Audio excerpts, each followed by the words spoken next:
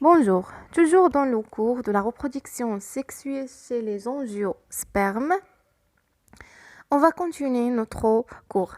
On commence par la structure du grain de pollen des angiospermes. Comme vous voyez sur les figures que vous avez, on a petit a, grain de pollen, observé au microscope, puis petit b, coupe fin d'un grain de pollen et schéma d'un grain de pollen. Petit c. Bon, comme vous savez, le pollen ou bien le grain de pollen, c'est l'élément fécondant mâle de la fleur. اشنا هي الجران دو بولين حبة لقاح كتمثل لنا بحال ماشيج ذكري بالنسبة للنباتات الزهرية. Le grain de pollen est formé de deux cellules, comme vous voyez sur le schéma. Une cellule, une grande cellule, dite cellule végétative, au sein de laquelle se trouve une petite cellule, dite cellule reproductrice. Donc, dans le schéma, on a grain de pollen formé par exine, غشاء خارجي, antine, غشاء داخلي. On a noyau végétatif, نواة إنباتية. في الداخل ديال هاد النواة أو هاد الخلية سيلول فيجيتاتيف، خلية الإنباتية، كنلقاو أن في الداخل ديالها كاينة خلية توالدية سيلول جينيراتريس. Donc, grain de pollen est formé de deux cellules. Une de grande taille, خلية كبيرة القد، كتسمى خلية إنباتية، بداخلها خلية صغيرة اللي هي خلية توالدية، cellule reproductrice. Donc, on passe maintenant à la formation des grains de pollen. كيفية تشكل حبوب اللقاح. Comme vous voyez sur le document, on a les différentes étapes de la formation du grain de pollen. Et on a les cellules mères en méiose, la formation de microspores, on a grains de pollen mature. Donc, comment ces grains de pollen forment?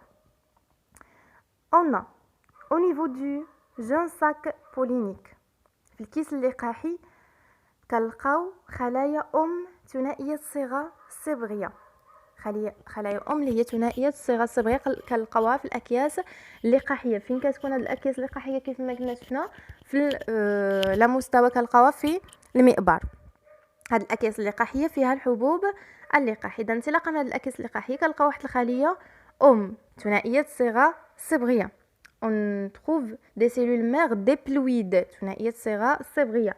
Ces cellules diploïdes subissent une méiose qui, à partir de chaque cellule diploïde, donne 4 cellules haploïdes ou bien microspores. C'est-à-dire quoi?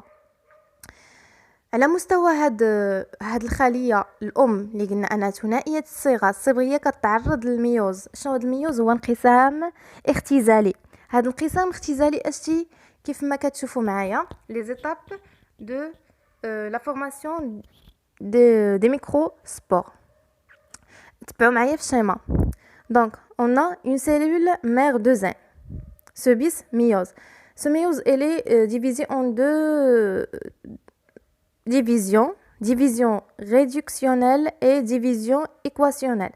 انقسام اختزالي كينقسم بدوره جوج انقسامات. الانقسام الاول اللي هو انقسام منصف، يعني تيقسم الخليه الى نصفين، يعني تتكون دوزان كتولي ان، كيعطيني جوج الخلايا كيف ما كتلاحظوا في الشيما.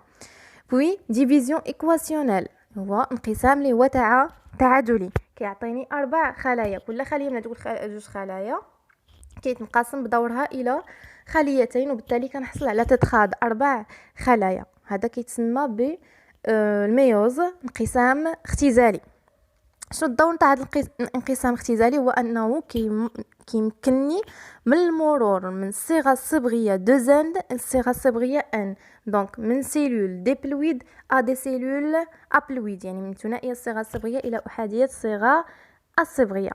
دونك on obtient tétrade, donc des grains de pollen immatures غير ناضجه. Ces grains de pollen, on a 4. Ce bis de maturation qui est للنضج. Au cours de cette maturation شنو كيوقع لهم؟